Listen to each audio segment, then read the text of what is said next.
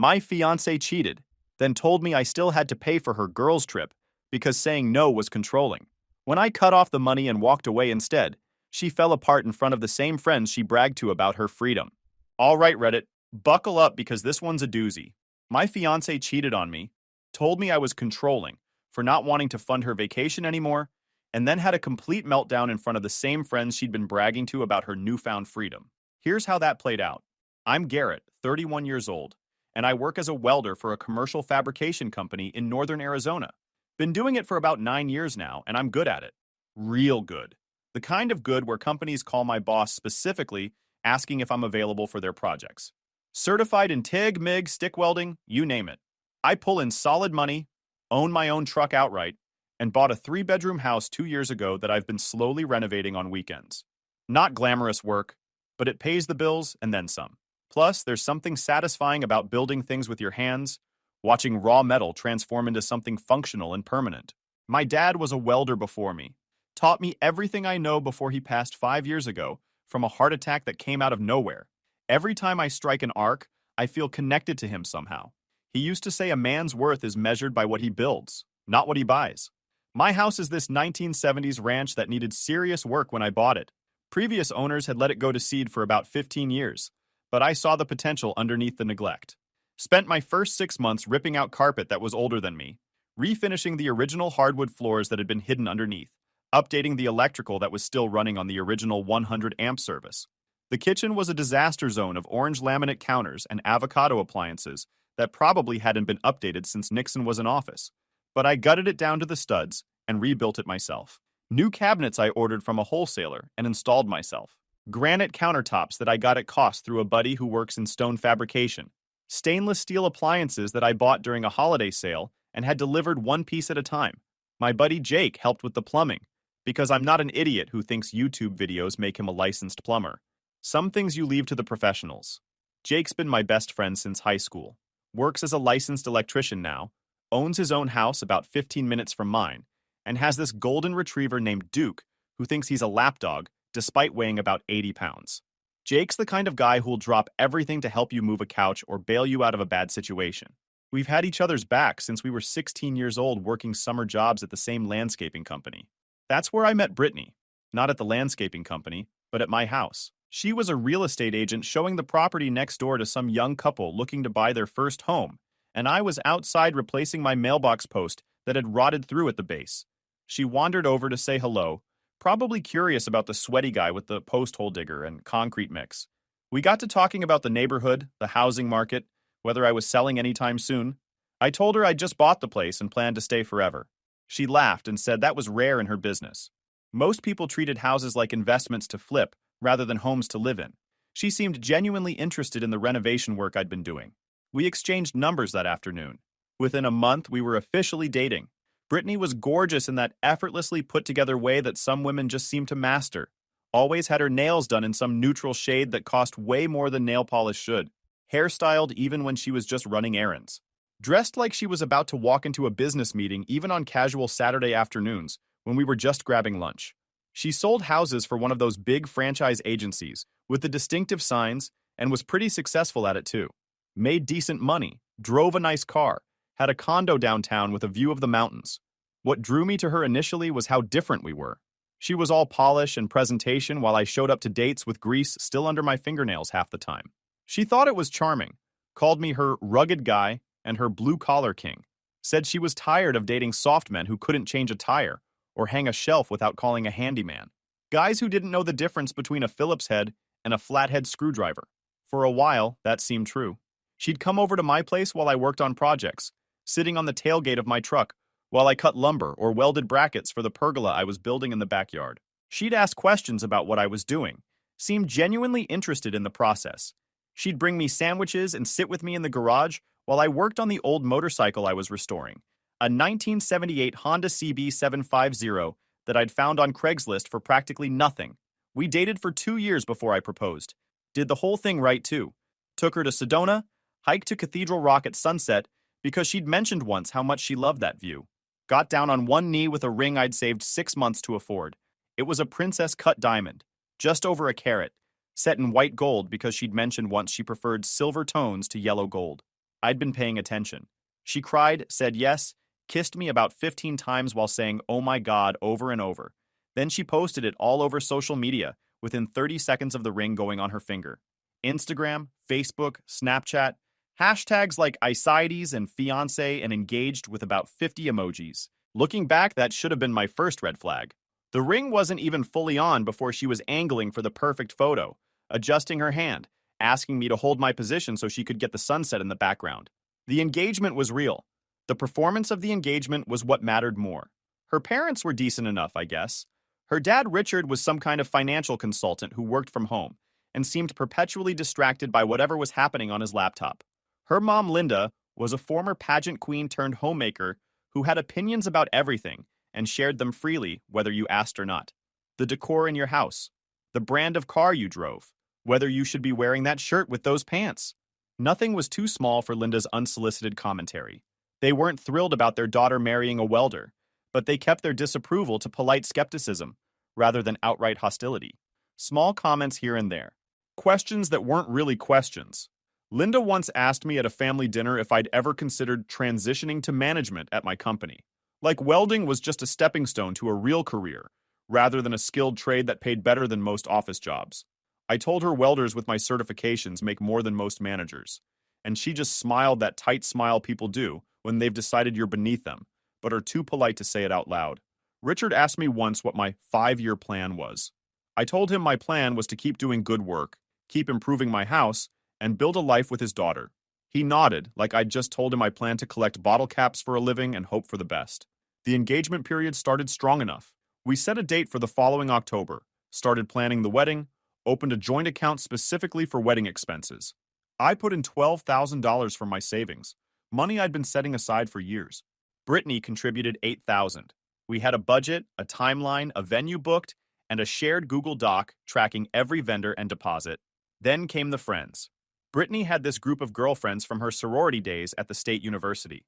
Megan, Courtney, Ashley, and Danielle. They called themselves the Fabulous Five without a single trace of irony or self-awareness. All of them were some variation of real estate agent, marketing coordinator, or influencer with 3,000 Instagram followers and delusions of sponsorship deals that never materialized. These women operated like a hive mind. Whatever one of them thought, they all thought. Whatever one of them decided to do, they all had to do it together. And increasingly, whatever they thought Brittany should do became gospel truth that couldn't be questioned. Megan was the ringleader. Twice divorced by 29, worked at some boutique marketing firm where her job title included words like synergy and engagement metrics, and had an opinion about everyone else's relationship despite her own track record reading, like a cautionary tale about what not to do with your love life. She'd been with her current boyfriend for maybe 4 months, and already talked about him like he was a backup plan she was tolerating until something better came along. I noticed the shift in Brittany around 8 months into our engagement. She started going out more with the girls. Happy hours that used to end by 7 turned into club nights that went until 2 in the morning. Club nights turned into weekend trips to Phoenix or Vegas or wherever the Fabulous Five decided they needed to be. And somewhere along the line, I became the obstacle rather than the partner. The first time I felt it was when I suggested we stay in one Saturday night because I'd been working long shifts all week and was exhausted. She looked at me like I'd asked her to give up her firstborn child. Said the girls were counting on her. Said I was being clingy. Said I needed to understand that she wasn't going to be one of those women who disappeared into her relationship. I let it go. Figured she was right. Figured I was being too needy. The first real argument was about a bachelorette trip. The Fabulous Five had decided Brittany absolutely needed a destination bachelorette party in Miami. 5 days, luxury hotel on South Beach, VIP tables at the hottest clubs, private yacht rental, the whole ridiculous package. Price tag somewhere north of $4,000 per person. I suggested that seemed excessive, considering we were trying to save for the wedding and honeymoon we'd planned for Italy. Brittany accused me of being controlling. That word. Controlling. It became the go-to accusation whenever I expressed any opinion she didn't like. I pointed out that I wasn't saying she couldn't go, just that maybe they could do something more reasonable. Vegas for a weekend was still plenty fun. A spa retreat locally would be relaxing. Something that didn't require a small mortgage and maxing out credit cards. She said I didn't understand how important her friendships were. That I was trying to isolate her from the people who mattered most. That Megan had warned her I might start showing my true colors eventually. And here they were. Megan. Of course. The twice-divorced relationship expert had opinions about my controlling behavior. She went to Miami anyway. I didn't fight it because I figured picking my battles was the mature thing to do. She came back with a tan, exhaustion that lasted 3 full days, and $4,000 less in her personal savings that she definitely couldn't afford to spend. The trip apparently included the private yacht day, expensive dinners every night, a VIP section at some club I'd never heard of, and a sunrise beach photo shoot with a photographer they hired specifically for Instagram content. The Instagram posts from that trip were interesting. Lots of bikini shots, lots of glasses held up against sunset backgrounds, lots of captions about freedom and living her best life, and girls supporting girls. Not a single mention of the fact that she was engaged. Not one photo of the ring. Not one hashtag about having a fiancé at home. When I brought that up casually, trying not to sound accusatory, she said I was being paranoid, that everyone knew she was engaged, that she didn't need to announce it constantly to prove her commitment to me. That confidence in a relationship meant not needing constant validation. She made me feel crazy for even asking. Things deteriorated quickly after Miami. She started working late more often. Client meetings that ran long into the evening. Open houses that somehow required her presence until midnight on a Tuesday. Networking events that she'd never mentioned before and couldn't really describe when I asked about them. I'm not an idiot, and I'm not the jealous type by nature, but something felt wrong. That gut feeling you get when the math doesn't add up, when the story has holes you can't quite identify but definitely feel. Then I met Blake. It was completely accidental. I was grabbing lunch at this sandwich shop near my work site, standing in line scrolling through my phone, and Brittany was there. With a guy, sitting at a booth in the back corner, very close together, laughing at something on his phone, her hand on his forearm in that familiar way that isn't just friendly, that lingering touch that communicates something more. She didn't see me. I watched for maybe 30 seconds, long enough to confirm that what I was seeing wasn't innocent, then quietly left without ordering. Didn't confront her, didn't make a scene, just filed it away in my mind and started paying much closer attention to everything. Blake was a mortgage broker who worked in the same building as Brittany's real estate office. I found this out through some basic observation and a few careful questions over the following weeks. He drove a Tesla, wore expensive suits, had that slick salesman energy, and 2 white teeth that some women apparently find attractive. He was also, according to his LinkedIn profile that I found after maybe 15 seconds of searching, still married. To a woman named Jennifer. They had 2 kids together and a house in the suburbs. I didn't confront Brittany immediately. Instead, I started documenting everything, noting the times her stories didn't match up with reality, screenshotting the Instagram posts where she happened to be at the same restaurant or event as Blake's check-ins, building a timeline of every late client meeting and networking dinner that coincidentally overlapped with Blake's schedule based on his own social media. Call it paranoid. Call it obsessive. I call it protecting myself from the gaslighting that I knew was coming. The definitive confirmation came about 6 weeks later. She left her iPad at my house after spending the weekend, and a text notification popped up on the screen while I was cleaning up the kitchen, from Blake. The message preview alone was damning enough that I didn't need to read the full conversation. Last night was incredible. Can't stop thinking about you. I didn't explode. Didn't throw anything. Didn't call her screaming. Just sat there at my kitchen table, staring at that iPad screen like it had personally betrayed me. In a way, I suppose it had. It was the messenger of something I'd already known in my gut, but hadn't wanted to admit to myself. My first call was to Jake. He came over within the hour, took one look at my face, and just asked, "How bad?" I showed him the text. He read it, handed the iPad back to me, and sat down heavily on my couch. Asked what my plan was. I didn't have one yet, but I would. The next 2 weeks were a masterclass in acting normal, while your entire world is falling apart. I didn't let on that I knew anything, played the dutiful fiancé, talked about wedding plans like they mattered, even went to a venue tour with her, and pretended to care about centerpiece options and table arrangements. Meanwhile, I was quietly untangling my life from hers piece by piece. I withdrew my $12,000 from the wedding account, every penny I'd contributed, left her $8,000 completely untouched. I wasn't a thief. I was just reclaiming what was mine. Canceled my contributions to the joint credit card we'd opened specifically for wedding expenses. Quietly moved important documents, tools, and valuables that she had access to back to secured locations. Changed the passwords on accounts I'd foolishly shared with her. The wedding vendors were trickier. We'd put deposits down on several of them together. Caterer, photographer, DJ florist. I let those ride for now because I wanted to time everything perfectly. No point in tipping my hand before I was ready to play it. Then came the girls' trip.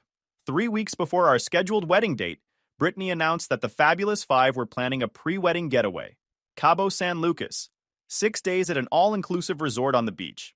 Sort of a combination celebration slash bachelorette sequel since Miami was so long ago, and she deserved one more trip as a single woman. The cost was substantial. Nearly $5,000 per person for the resort package they wanted, plus flights and spending money. Brittany sat me down one evening with this expectant look on her face. The look that said she'd rehearsed what she was about to say, and fully expected me to agree without question. So the girls and I have been planning this Cabo trip as one last hurrah before the wedding. It's going to be absolutely amazing. The resort has spa services, private beach cabanas, infinity pools, everything. I need you to transfer the money into my personal account by Friday so I can book it.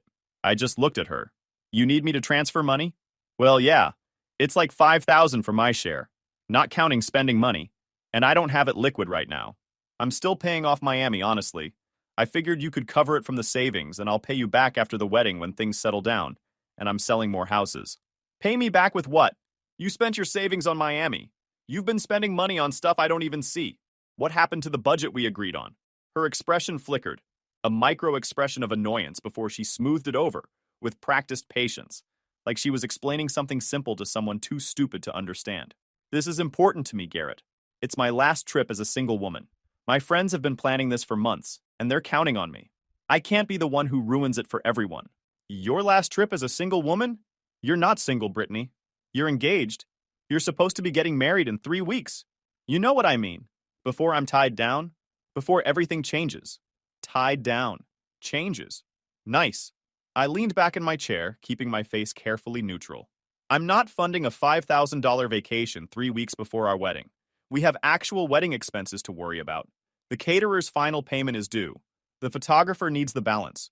We don't have money to throw at another luxury trip. And there it was. The face. The wounded, indignant, how dare you face that I'd seen increasingly often over the past few months. You're being controlling again. This is exactly what Megan warned me about. You don't want me to have any fun. You don't want me to have friends or experiences or anything that doesn't involve you. You want to keep me trapped here while you control every single dollar I spend. Megan warned you about me not giving you thousands of dollars for vacation? Twice divorced Megan who hasn't paid her own rent in 3 years? That Megan? See, there you go attacking my friends again. She said you'd start getting worse once the wedding got closer. That men like you always show their true colors eventually when they think they've got a woman locked down. Men like me.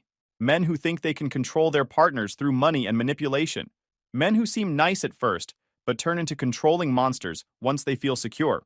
I actually laughed. Out loud. The audacity of the accusation coming from a woman who was actively sleeping with someone else was almost impressive in its shamelessness.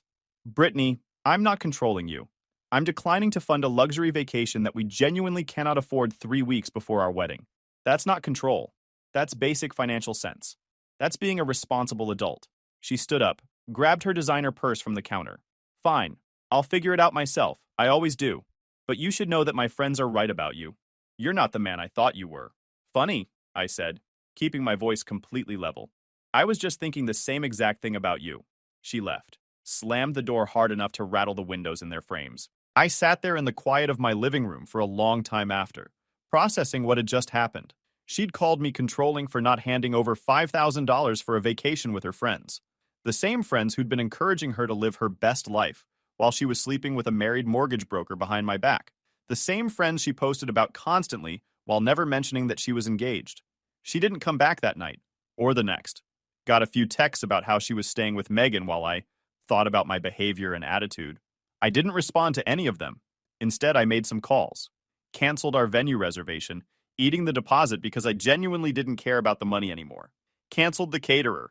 Canceled the photographer. Canceled the DJ and the florist and the bakery making our cake. Sent a polite, brief email to all the invited guests explaining that the wedding was canceled due to irreconcilable differences discovered during the planning process. I also called her father. Richard seemed confused when I asked to meet him for lunch without Brittany present, but he agreed after a pause. We met at a quiet diner near his house, just the two of us in a booth in the back. I told him everything. The cheating, the documentation I'd gathered, the text from Blake, the financial manipulation, the way his daughter had been treating me like an ATM while carrying on with a married man. I showed him screenshots. I showed him the timeline. I laid it all out calmly, without emotion, like I was presenting evidence in court. He listened without interrupting. When I finished, he sat back and rubbed his face with both hands, suddenly looking about 10 years older. I wish I could say I'm surprised, he finally said. But I'm not.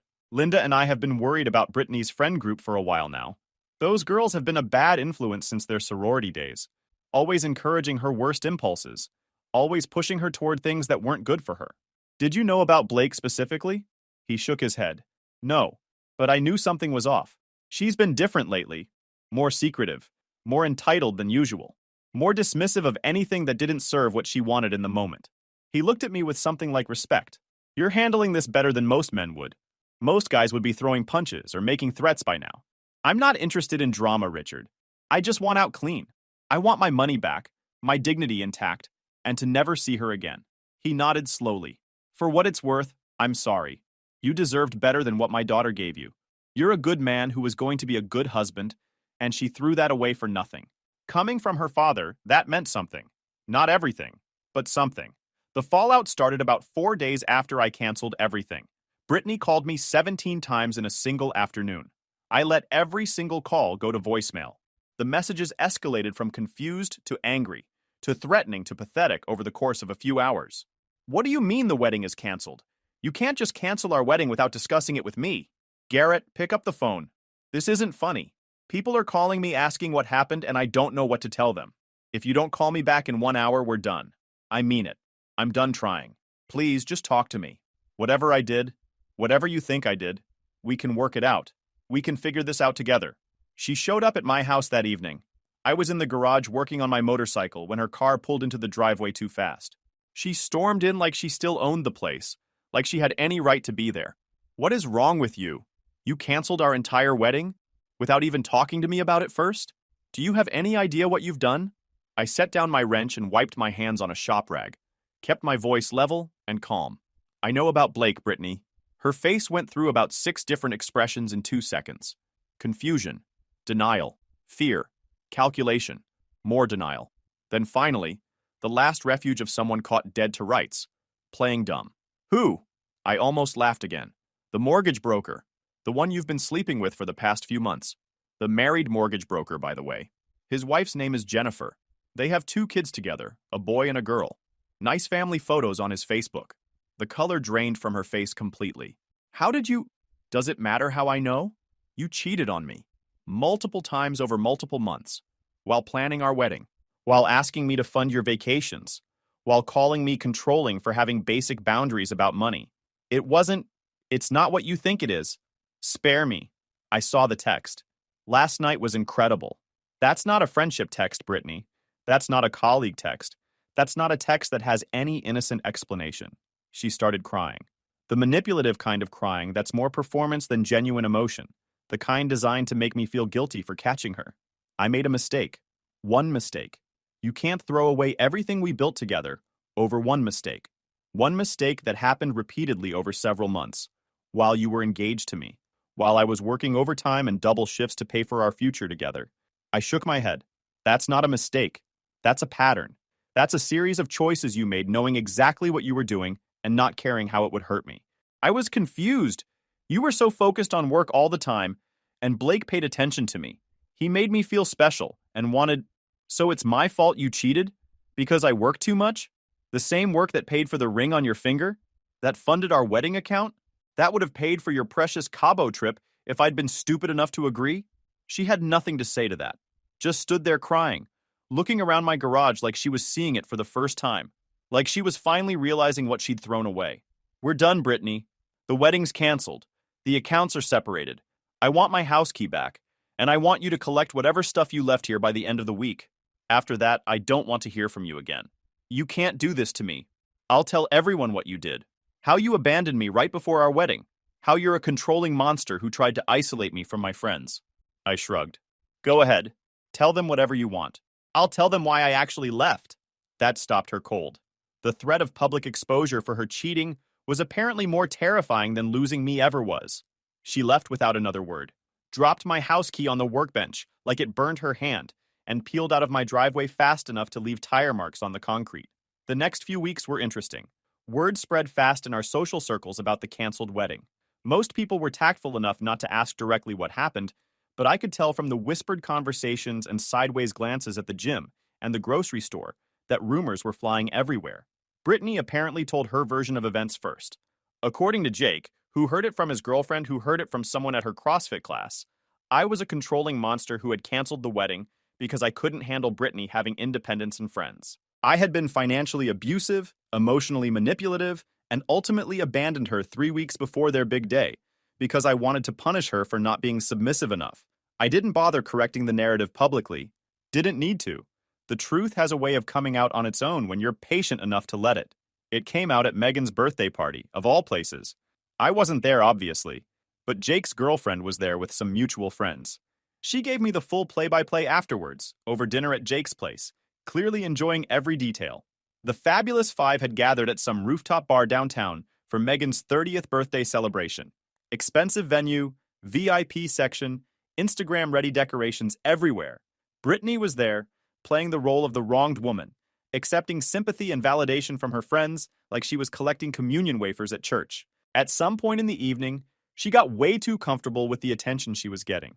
Started getting loud, started talking about how men were trash, how I had ruined her life, how she was better off without me anyway, how she was going to find someone who actually appreciated her. That's when someone at the party, a friend of a friend who happened to know Blake's wife Jennifer through their kid's school, dropped the bomb that changed everything. Wait, isn't Blake the guy you were sleeping with? The married one whose wife just found out and is filing for divorce now? The entire bar went quiet. Every head turned. Everyone stared at Brittany. According to Jake's girlfriend, the next few minutes were excruciatingly awkward silence, followed by chaos. Brittany tried to deny everything, then tried to minimize what had happened, then tried to blame me for being neglectful and emotionally unavailable, and pushing her into Blake's arms because I didn't give her enough attention.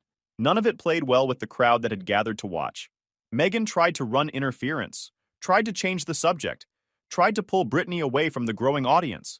But even she couldn't spin this one into something acceptable.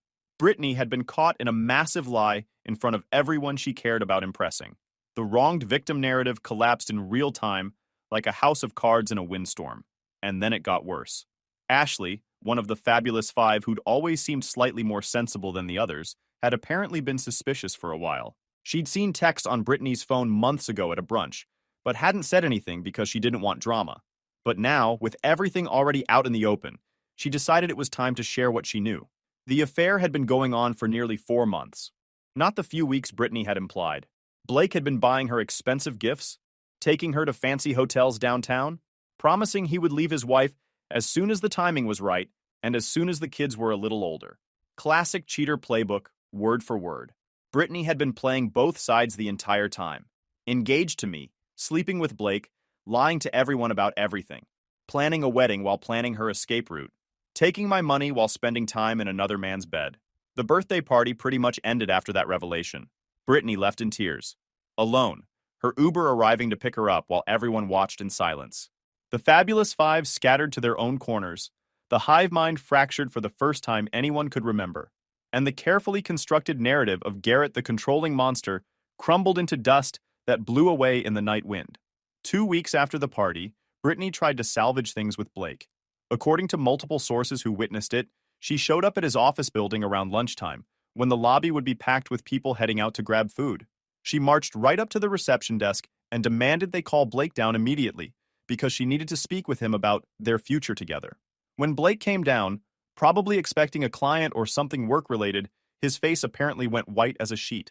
Brittany started making a scene right there in front of everyone, demanding he leave his wife like he'd promised, saying she'd given up everything for him, asking why he wasn't answering her calls or texts. Building security had to physically escort her out while she screamed about how he'd ruined her life and how he was a liar and a coward. The whole thing was witnessed by at least 30 people, including several of Blake's co-workers and a few clients waiting in the lobby. His reputation at that company was basically destroyed overnight. His wife, Jennifer, had given him an ultimatum right after she found out about the affair, and Blake chose his marriage without a second thought. He blocked Brittany's number, blocked her on every social media platform, and apparently transferred to a different branch office across town just to avoid any chance of running into her. That was that. Then she lost her job. Turns out the real estate community in our area is pretty tight-knit. Word got around about her affair with a married colleague, and her broker decided the liability wasn't worth it. She was asked to transition to another opportunity within 30 days. Without the dual income she'd been counting on from our marriage, she couldn't afford her condo anymore. Missed 2 mortgage payments before the bank started sending letters. Her parents had to step in and help her sell it before it went into foreclosure. She cleared maybe $8,000 after paying off the loan and all the fees. Last I heard from Jake's girlfriend, Brittany moved back in with Richard and Linda, the same parents who'd spent 2 years looking down on me for being a welder. Now they were supporting their adult daughter, who'd blown up her engagement, lost her job, and had to sell her condo at a loss. Megan's birthday party became legendary in our social circle. People talked about it for months. The night Brittany's entire fabricated reality came crashing down in front of the same friends she'd spent years trying to impress. About 3 months after everything went down, I ran into Ashley at the grocery store. She walked up to me in the produce section, looking uncomfortable but determined. "Hey, Garrett, I just wanted to say I'm sorry. I should have said something when I first saw those texts on her phone. I knew what she was doing was wrong, but I didn't want to get involved. That wasn't fair to you." I shrugged. "You're not the one who cheated on me. Not your responsibility to police your friends. Still, you deserve to know. And for what it's worth, the Fabulous Five isn't really a thing anymore. Courtney and Danielle stopped talking to Brittany after the party. Megan's still defending her, but nobody takes Megan seriously anyway." She paused. "You seem like you're doing okay, though."